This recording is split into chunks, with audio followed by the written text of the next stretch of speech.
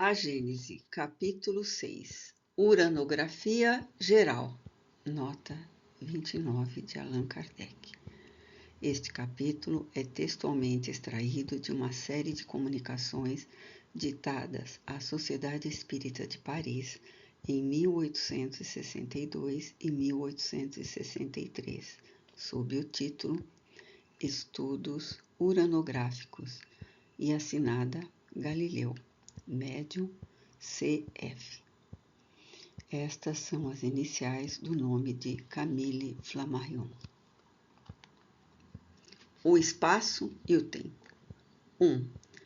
Já muitas definições de espaço foram dadas, sendo a principal esta: o espaço é a extensão que separa dois corpos, na qual certos sofismas deduziram que, onde não haja corpos, não haverá espaço. Nisto foi que se basearam alguns doutores em teologia para estabelecer que o espaço é necessariamente finito, alegando que certo número de corpos finitos não poderiam formar uma série infinita e que, onde acabassem os corpos, igualmente o espaço acabaria. Também definiram o espaço como o lugar onde se movem os mundos, o vazio onde a matéria atua, etc. Deixemos todas essas definições, que nada definem, nos tratados onde repousam. Espaço é uma dessas palavras que exprimem uma ideia primitiva e axiomática, de si mesma evidente, e a respeito dela as diversas definições que se possam dar nada mais fazem do que obscurecê-la. Todos sabemos o que é o espaço, e eu apenas quero afirmar que ele é infinito, a fim de que os nossos estudos ulteriores não encontrem uma barreira opondo-se às investigações do nosso olhar.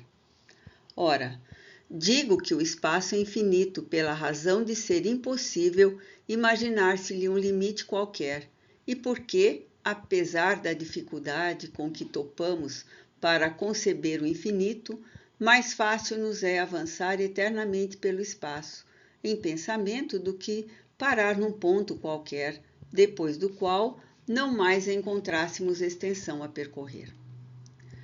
Para figurarmos, quanto nolo permitam as nossas limitadas faculdades, a infinidade do espaço, suponhamos que, partindo da Terra perdida no meio do infinito, para um ponto qualquer do universo, e isso com a velocidade prodigiosa da centelha elétrica, que percorre milhares de léguas por segundo, e que, mal tendo deixado este globo, já tenhamos percorrido milhões de léguas, nos achamos no lugar donde apenas divisamos a Terra sob o aspecto de pálida estrela.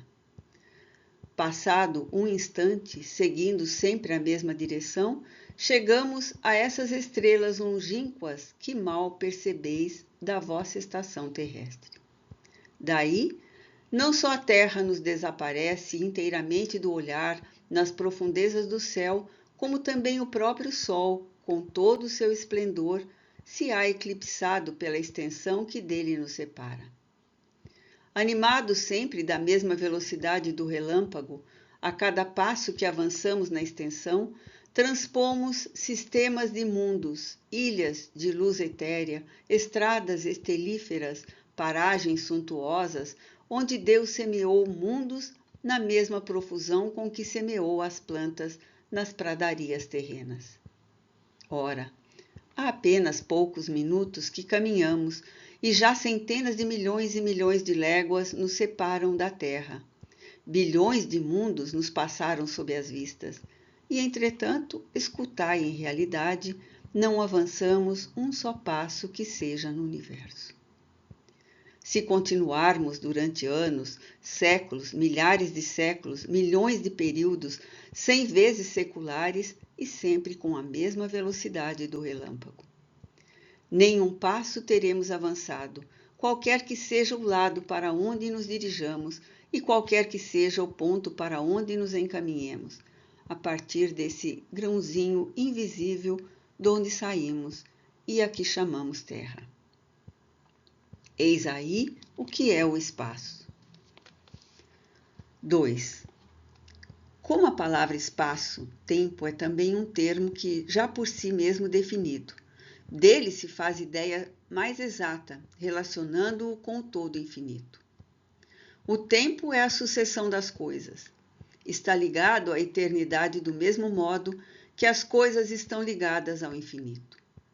Suponhamos-nos na origem do nosso mundo, na época primitiva em que a Terra ainda não se movia sob a divina impulsão. Numa palavra, no começo da Gênese. O tempo, então, ainda não saíra do misterioso berço da natureza, e ninguém pode dizer em que época de séculos nos achamos, porquanto o pêndulo dos séculos ainda não foi posto em movimento. Mas silêncio. Soa na sineta eterna a primeira hora de uma terra insulada. O planeta se move no espaço, e desde então, à tarde e manhã. Para lá da Terra, a eternidade permanece impassível e imóvel, embora o tempo marche com relação a muitos outros mundos. Para a Terra, o tempo a substitui e durante uma determinada série de gerações contar-se-ão os anos e os séculos.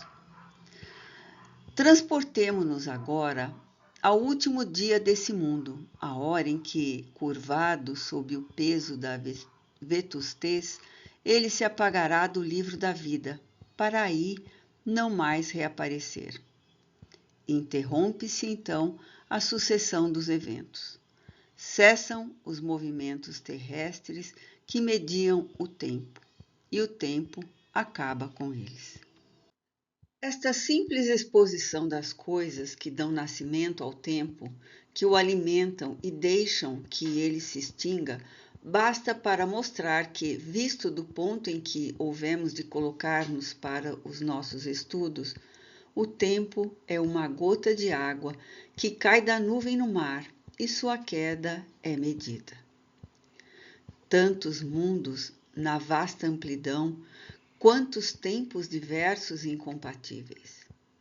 Fora dos mundos, somente a eternidade substitui essas efêmeras sucessões e enche tranquilamente da sua luz imóvel a imensidade dos céus. Imensidade sem limites e eternidade sem limites, tais as duas grandes propriedades da natureza universal.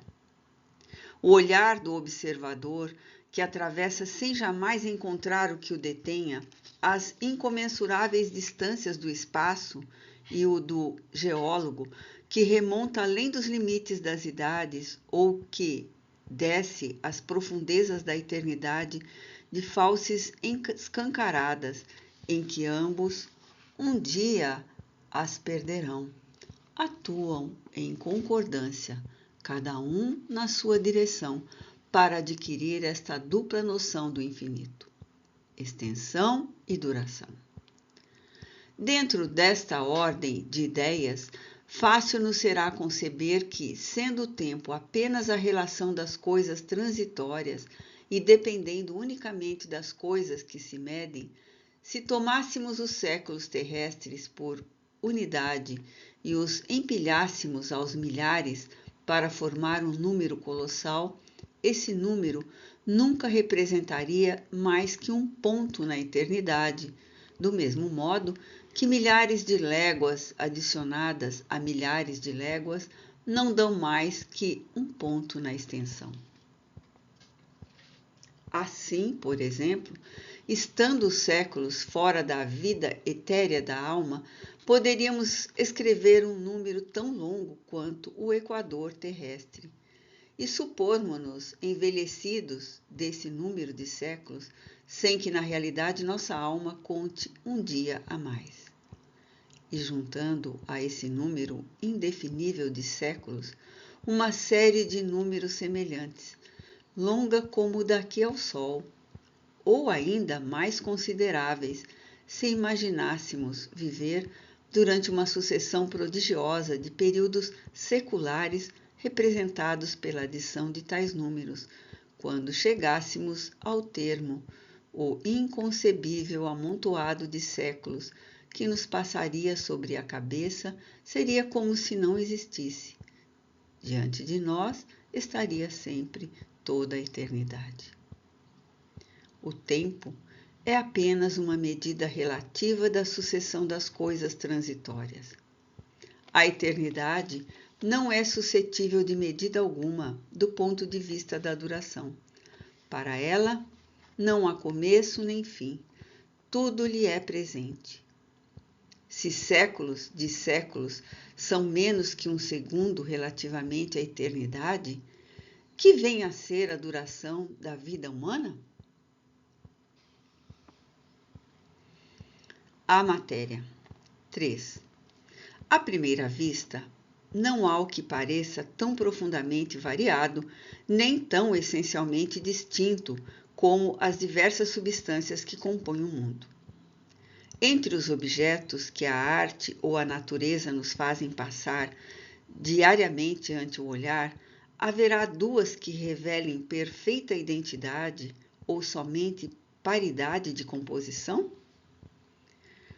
Quanta semelhança sob os aspectos da solidez, da compressibilidade, do peso e das múltiplas propriedades dos corpos entre os gases atmosféricos e um filete de ouro, entre a molécula aquosa da nuvem e a do mineral, que forma a carcaça óssea do globo.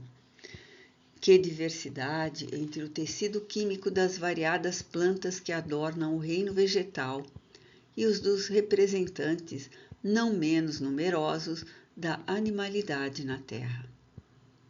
Entretanto, podemos estabelecer como princípio absoluto que todas as substâncias conhecidas e desconhecidas, por mais semelhantes que pareçam, quer do ponto de vista da constituição íntima, quer pelo prisma de suas ações recíprocas, são de fato apenas modos diversos sob que a matéria se apresenta, variedades em que ela se transforma sob a direção das forças inumeráveis que a governam. 4. A química, cujos progressos foram tão rápidos depois da minha época, em que seus próprios adeptos ainda relegavam para o domínio secreto da magia, esta nova ciência que se pode considerar, com justiça, filha do século da observação e baseada unicamente de maneira bem mais sólida do que suas irmãs mais velhas no método experimental. A química, digo, fez tábua rasa dos 4 elementos primitivos que os antigos concordaram em reconhecer na natureza. Mostrou que o elemento terrestre mais não é do que a combinação de diversas substâncias variadas ao infinito.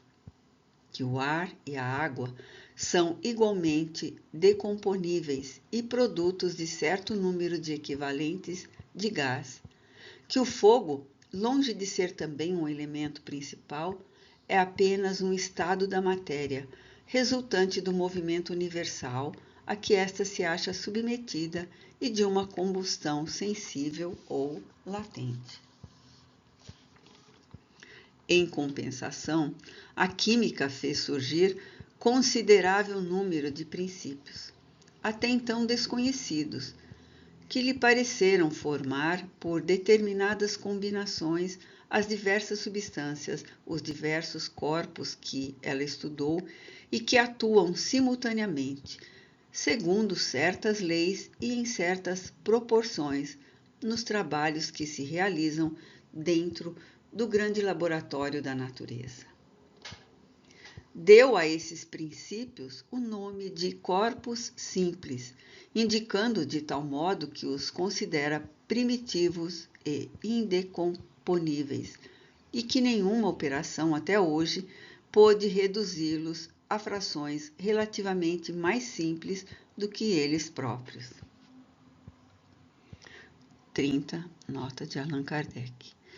Os principais corpos simples são, entre os não metálicos, o oxigênio, o hidrogênio, o azoto, nitrogênio, o cloro, o carbono, o fósforo, o enxofre, o iodo. Entre os metálicos, o ouro, a prata, a platina, o mercúrio, o chumbo, o estanho, o zinco, o ferro, o cobre, o arsênico, o sódio, o potássio, o cálcio, o alumínio, etc. Nota explicativa 31.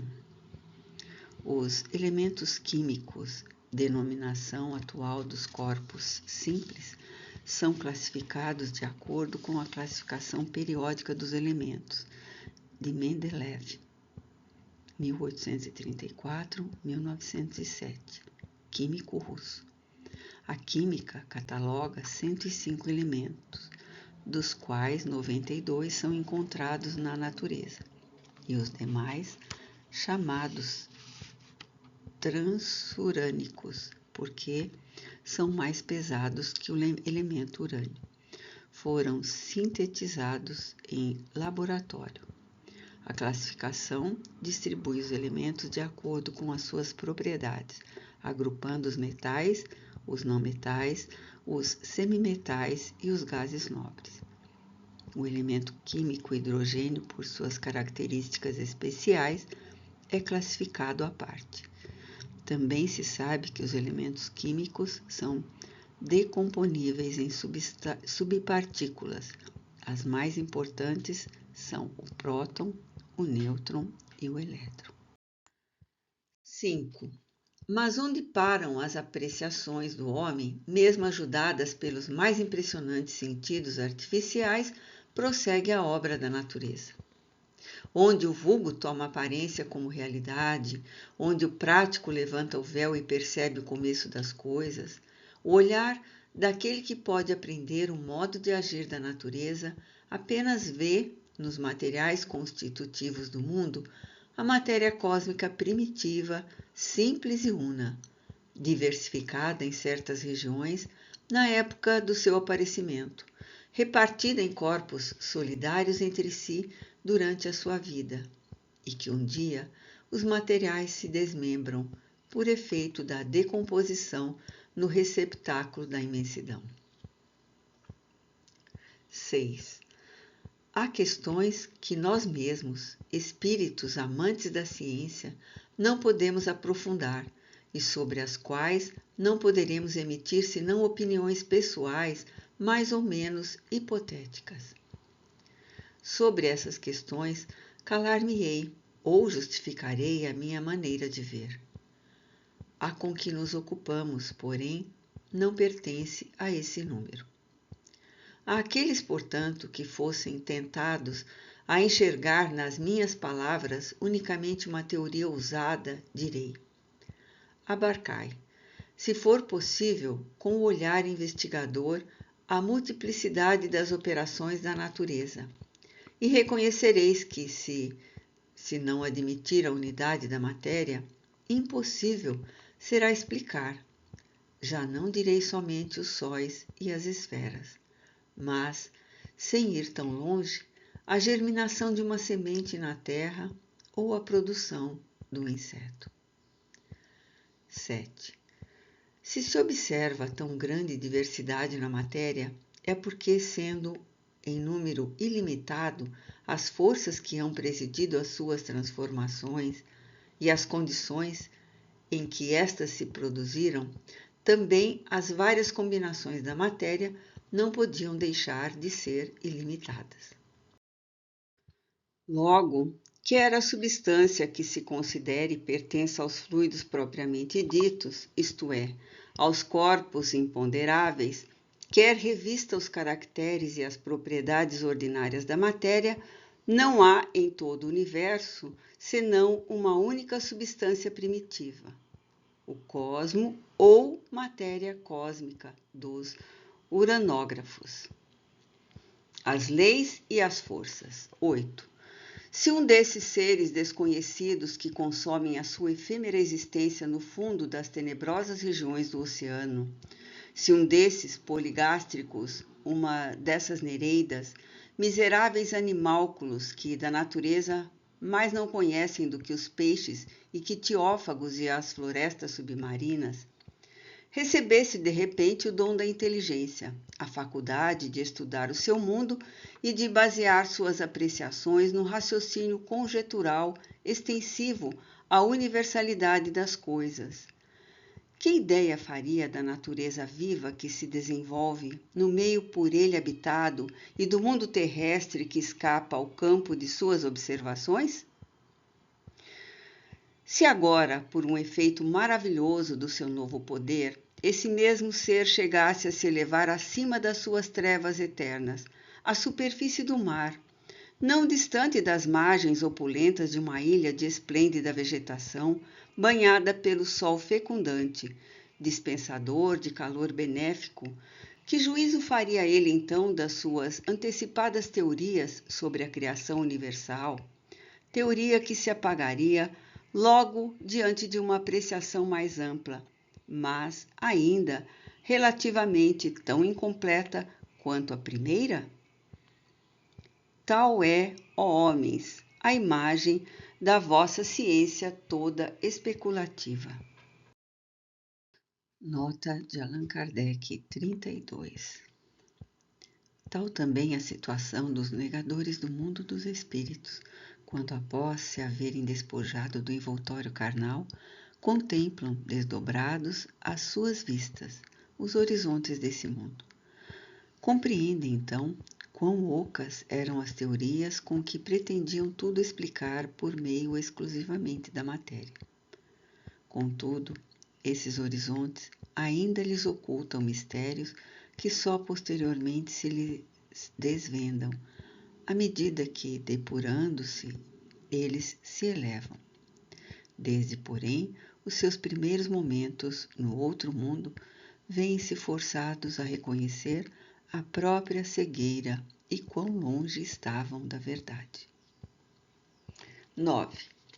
Vindo, pois, tratar aqui da questão das leis e das forças que regem o universo, eu, que apenas sou como vós, um ser relativamente ignorante em face da ciência real, malgrado a aparente superioridade que, com relação aos meus irmãos da Terra, me advém da possibilidade de estudar problemas naturais que lhes são interditos na posição em que eles se encontram como habitantes da Terra, trago por único objetivo dar-vos uma noção geral das leis universais, sem explicar pormenorizadamente o modo de ação e a natureza das forças especiais que lhes são dependentes.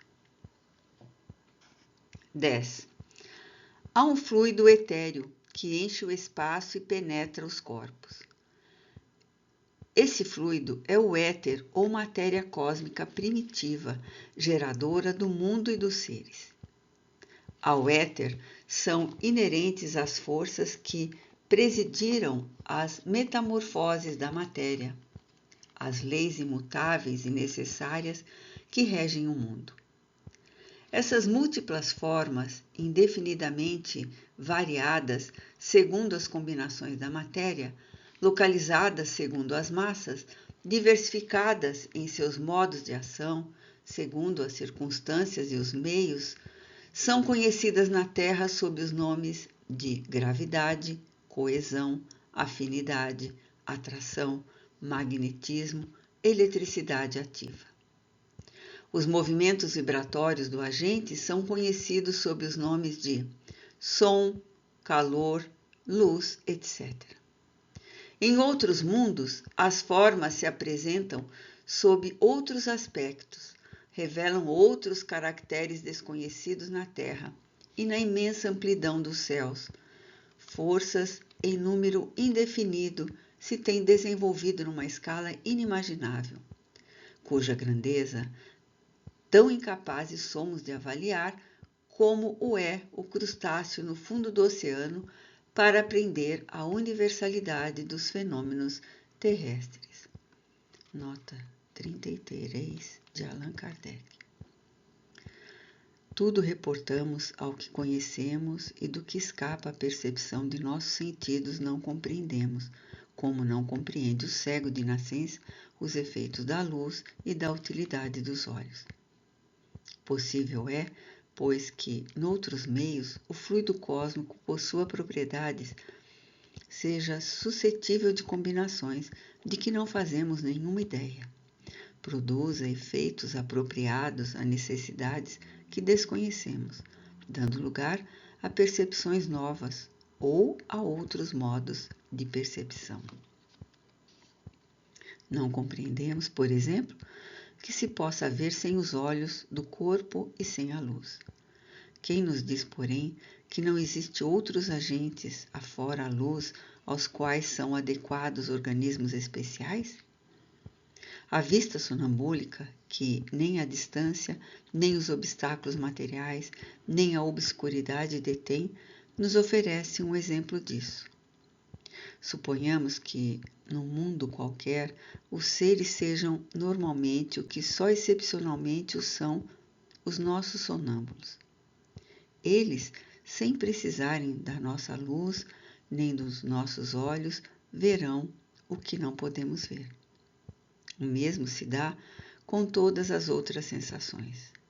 As condições de vitalidade e de perceptibilidade, as sensações e as necessidades variam de conformidade com os meios. Ora, assim como só há uma substância simples primitiva, geradora de todos os corpos, mas diversificada em suas combinações, também todas essas forças dependem de uma lei universal diversificada em seus efeitos e que, pelos desígnios eternos, foi soberanamente imposta à criação para lhe imprimir harmonia e estabilidade. 11. A natureza jamais se encontra em posição a si mesma. Uma só é a divisa do brasão do universo: unidade e variedade. Remontando a escala dos mundos, encontram-se unidade de harmonia e de criação, ao mesmo tempo que uma variedade infinita no imenso jardim de estrelas. Percorrendo os degraus da vida, desde o último dos seres até Deus, patenteia-se a grande lei de continuidade. Considerando as forças em si mesmas, pode-se formar com elas uma série cuja resultante, confundindo-se com a geratriz, é a lei universal. Não podeis apreciar esta lei em toda a sua extensão, por serem restritas e limitadas as forças que a representam no campo das vossas observações.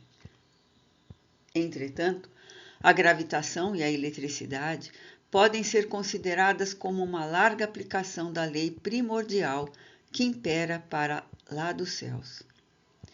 Todas essas forças são eternas. Explicaremos este termo e universais como a criação.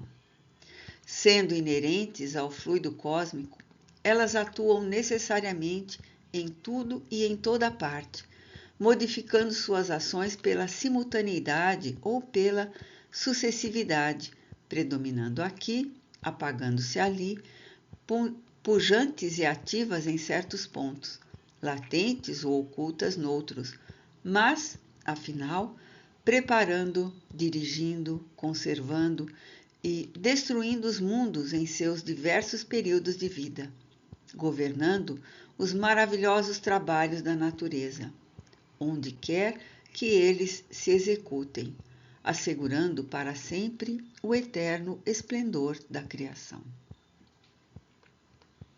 A criação primária. 12.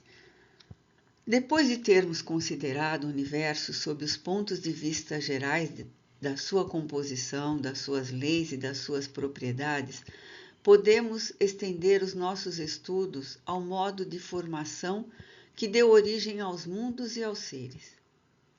Desceremos em seguida à criação da Terra, em particular, e ao seu estado atual na universalidade das coisas, e daí, tomando esse globo por ponto de partida e por unidade relativa, procederemos aos nossos estudos planetários e siderais. 13.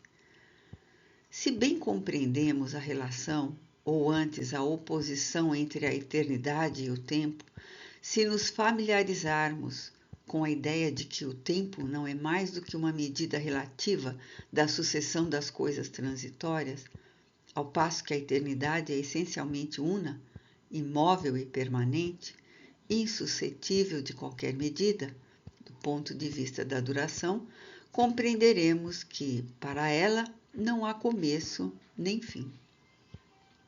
Do outro lado, se fazemos ideia exata, embora necessariamente muito fraca, da infinidade do poder divino, compreenderemos como é possível que o universo haja existido sempre e sempre exista. Desde que Deus existiu, suas perfeições eternas falaram. Antes que houvessem nascido os tempos, a eternidade incomensurável recebeu a palavra divina e fecundou o espaço, eterno quanto ela. 14. Existindo naturalmente desde toda a eternidade, Deus criou por toda esta eternidade e não poderia ser de outro modo, visto que, por mais longínqua que seja a época que recuemos pela imaginação, os supostos limites da criação, haverá sempre, além desse limite, uma eternidade. Ponderai bem esta ideia. Uma eternidade durante a qual as divinas hipóstases, as volições infinitas, teriam permanecido sepultadas em muda letargia, inativa e infecunda. Uma eternidade de morte aparente para o Pai Eterno, que dá vida aos seres. De mutismo indiferente para o Verbo que os governa, de esterilidade fria e egoísta para o Espírito de amor e vivificação. Compreendamos melhor a grandeza da ação divina e a sua perpetuidade sob a mão do Ser Absoluto. Deus é o sol dos seres, é a luz do mundo. Ora, a aparição do sol dá instantaneamente nascimento a ondas de luz que se vão espalhando por todos os lados na extensão. Do mesmo modo, o universo nascido do Eterno remonta aos períodos inimagináveis do infinito de duração, ao Fiat Lux do início. 15. O começo absoluto das coisas remonta, pois, a Deus. As sucessivas aparições delas no domínio da existência constituem a ordem da criação perpétua. Que mortal poderia dizer das magnificências desconhecidas e soberbamente veladas sob a noite das idades que se desdobraram nesses tempos antigos, em que nenhuma das maravilhas do universo atual existia? Nessa época primitiva em que, tendo-se feito ouvir a voz do Senhor, os materiais que no futuro haviam de agregar-se por si mesmos e simetricamente para formar o templo da natureza, se encontraram de súbito no seio dos vácuos infinitos. Quando aquela voz misteriosa que toda criatura venera e estima como a de uma mãe, produziu notas harmoniosamente variadas para irem vibrar juntas e modular o concerto dos céus imensos. O mundo, ao nascer, não foi estabelecido na sua virilidade e na sua plenitude de vida, não. O poder criador nunca se contradiz e, como todas as coisas, o universo nasceu criança, revestido das leis mencionadas acima e da impulsão inicial inerente à sua formação mesma. A matéria cósmica, primitiva, fez que sucessivamente nascessem turbilhões, aglomerações desse fluido difuso, amontoados de matéria nebulosa que se cindiram por si próprios e se modificaram ao infinito para gerar, nas regiões incomensuráveis da amplidão, diversos centros de criações simultâneas ou sucessivas. Em virtude das forças que predominaram sobre um ou sobre outro deles e das circunstâncias ulteriores que presidiram aos seus desenvolvimentos, esses centros primitivos se tornaram focos de uma vida especial. Uns menos disseminados no espaço e mais ricos em princípios e em forças atuantes. Começaram desde logo a sua particular vida astral. Os outros, ocupando ilimitada extensão, cresceram com lentidão extrema, ou, de novo, se dividiram em outros centros secundários. 16. Transportando-nos a alguns milhões de séculos somente além da época atual, verificamos que a nossa Terra ainda não existe, que mesmo o nosso sistema solar ainda não começou as evoluções da vida planetária. Entretanto, já esplêndidos sóis iluminam o éter. Já planetas habitados dão vida e existência a uma multidão de seres, nossos predecessores na carreira humana. Que as produções opulentas de uma natureza desconhecida e os maravilhosos fenômenos do céu desdobram, sob outros olhares, os quadros da imensa criação. Que digo, já deixaram de existir esplendores que outrora fizeram palpitar o coração de outros mortais sob o pensamento da potência infinita. E nós, pobres seres pequeninos, que viemos após uma eternidade de vida, nós nos cremos contemporâneos da criação. Ainda uma vez, compreendamos melhor a natureza.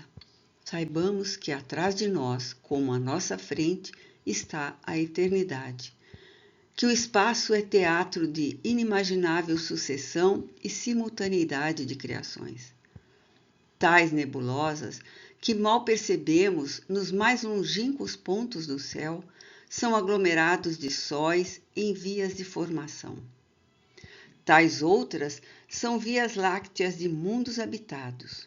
Outras, finalmente, sedes de catástrofes e de perecimento. Saibamos que, assim como estamos colocados no meio de uma infinidade de mundos, também estamos no meio de uma dupla infinidade de durações anteriores e ulteriores.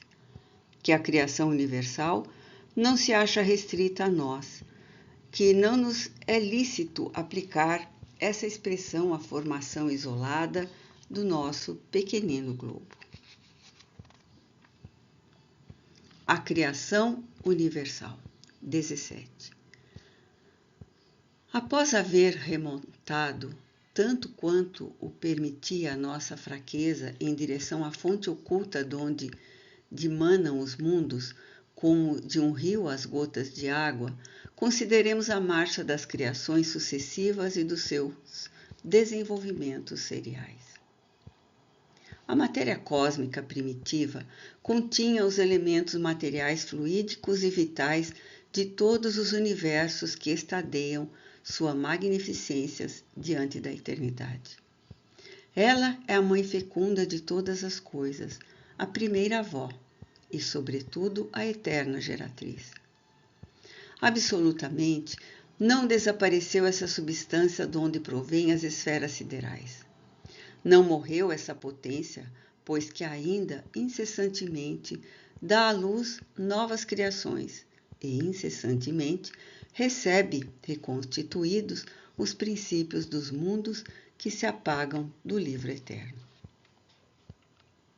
A substância etérea, mais ou menos rarefeita, que se difunde pelos espaços interplanetários, esse fluido cósmico que enche o mundo, mais ou menos rarefeito, nas regiões imensas, ricas de aglomerações de estrelas, mais ou menos condensado onde o céu astral ainda não brilha, mais ou menos modificado por diversas combinações, de acordo com as localidades da extensão, nada mais é do que a substância primitiva, onde residem as forças universais, donde a natureza ha tirado todas as coisas. Nota 34 de Allan Kardec. Se perguntasseis qual o princípio dessas forças e como pode esse princípio estar na substância mesmo que o produz, responderíamos que a mecânica, numerosos exemplos nos oferece desse fato. A elasticidade que faz com que uma mola se distenda não está na própria mola, e não depende do modo de agregação das moléculas? O corpo, que obedece à força centrífuga, recebe a sua impulsão do movimento primitivo que lhe foi impresso. 18. Esse fluido penetra os corpos como um oceano imenso. É nele que reside o princípio vital, que dá origem à vida dos seres e a perpetua em cada globo, conforme a condição deste, princípio que, em estado latente, se conserva adormecido onde a voz de um ser não o chama. Toda criatura, mineral, vegetal, animal ou qualquer outra, porquanto há muitos outros reinos naturais de cuja existência nem sequer suspeitais. Nota explicativa 35. Atualmente, a biologia classifica em 5 reinos os seres vivos: Monera, bactérias e algas azuis ou cianobactérias; protista, amebas e paramécios; fungos, cogumelos e leveduras; vegetal e animal. Sabe, em virtude desse princípio vital e universal, apropriar-se as condições de sua existência e de sua duração. As moléculas do mineral têm uma certa soma dessa vida, do mesmo modo que a semente do embrião se grupam, como no organismo, em figuras simétricas que constituem os indivíduos. Muito importa nos compenetremos da noção de que a matéria cósmica primitiva se achava revestida, não só das leis que asseguram a estabilidade dos mundos, como também do universal princípio vital que forma gerações espontâneas em cada mundo, à medida que se apresentam as condições da existência sucessiva dos seres e quando soa a hora do aparecimento dos filhos da vida durante o período criador. Efetua-se assim a criação universal. É, pois, exato dizer-se que, sendo as operações da natureza a expressão da vontade divina, Deus a criado sempre, cria incessantemente e nunca deixará de criar. 19. Até aqui, porém, temos guardado silêncio sobre o mundo espiritual, que também faz parte da criação e cumpre seus destinos conforme as augustas prescrições do Senhor. Acerca do modo da criação dos espíritos, entretanto, não posso ministrar mais que um ensino muito restrito, em virtude da minha própria ignorância, e também porque tenho ainda de calar-me no que concerne a certas questões, se bem já me haja sido dado aprofundá-las. Aos que desejem religiosamente conhecer e se mostrem humildes perante Deus, direi, rogando-lhes, todavia, que nenhum sistema prematuro baseie nas minhas palavras. O espírito não chega a receber a iluminação divina que lhe dá simultaneamente, com o livre-arbítrio e a consciência, a noção de seus altos destinos, sem haver passado pela série divinamente fatal dos seres inferiores, entre os quais se elabora lentamente a obra da sua individualização. Unicamente a datar do dia em que o homem lhe imprime na fronte o seu tipo augusto, o espírito toma lugar no seio das humanidades. De novo peço, não construais sobre as minhas palavras os vossos raciocínios, tão tristemente célebres na história da metafísica. Eu preferiria 1000 vezes calar-me sobre tão elevadas questões, tão acima das nossas meditações ordinárias, a vos expor a desnaturar o sentido de meu ensino e a vos lançar por culpa minha nos inextricáveis dédalos do deísmo ou do fatalismo. Os sóis e os planetas. 20. Sucedeu que, num ponto do universo perdido entre as miríades de mundos, a matéria cósmica se condensou sob a forma de imensa nebulosa, animada esta das leis universais que regem a matéria. Em virtude dessas leis, notadamente da força molecular de atração, nota explicativa 36, Atualmente, a força de atração molecular a que se refere Galileu é chamada pelos astrofísicos de colapso gravitacional. Tomou ela a forma de um esferoide, a única que pode assumir uma massa de matéria insulada no espaço. O movimento circular produzido pela gravitação, rigorosamente igual de todas as zonas moleculares em direção ao centro, logo modificou a esfera primitiva, a fim de a conduzir de movimento em movimento à forma lenticular. Falamos do conjunto da nebulosa. 21. Novas forças surgiram em consequência desse movimento de rotação. A força centrípeta e a força centrífuga, a primeira tendendo a reunir todas as partes no centro, tendendo a segunda a afastá-las dele. Ora, acelerando-se o movimento, à medida que a nebulosa se condensa, e aumentando o seu raio, à medida que ela se aproxima da forma lenticular, a força centrífuga, incessantemente desenvolvida por essas duas causas, logo predominou sobre a atração central. Assim como um movimento demasiado rápido da funda, nota explicativa 37, funda é a arma de arremesso constituída por uma correia ou corda dobrada, em cujo centro é colocado o objeto que se deseja lançar, atiradeira, catapulta, etc. Lhe quebra a corda, indo o projétil cair longe. Também a predominância da força centrífuga destacou o círculo equatorial da nebulosa, e desse anel uma nova massa se formou, isolada da primeira, mas, todavia, submetida ao seu império. Aquela massa conservou seu movimento equatorial que, modificado, se lhe tornou movimento de translação em torno do astro solar. Ademais, o seu novo estado lhe dá um movimento de rotação em torno do próprio centro. 22. A nebulosa geratriz que deu origem a esse novo mundo condensou-se e retomou a forma esférica. Mas, como o primitivo calor desenvolvido por seus diversos movimentos, só com extrema lentidão se enfraqueceu. O fenômeno que acabamos de descrever se reproduzirá muitas vezes e durante longo período, enquanto a nebulosa não se haja tornado bastante densa, bastante sólida, para oferecer resistência eficaz às modificações de forma que o seu movimento de rotação sucessivamente lhe imprime. Ela, pois, não terá dado nascimento a um só astro, mas a centenas de mundos destacados do foco central, saídos dela pelo modo de formação mencionado acima.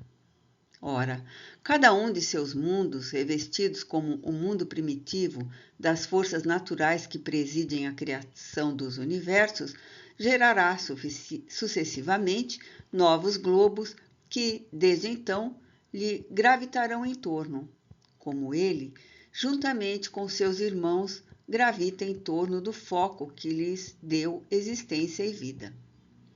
Cada um desses mundos será um sol, centro de um turbilhão de planetas sucessivamente destacados do seu equador. Esses planetas receberão uma vida especial, particular, embora dependente do astro que os gerou. 23.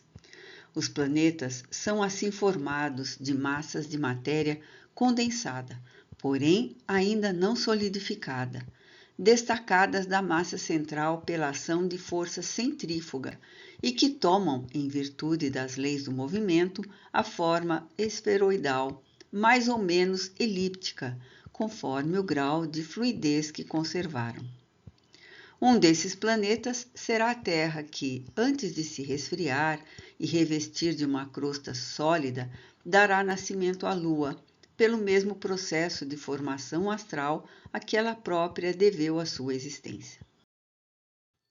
A Terra doravante inscrita no livro da vida, berço de criaturas cuja fraqueza as asas da divina providência protege, nova corda colocada na harpa infinita e que, no lugar que ocupa, tem de vibrar no concerto universal dos mundos.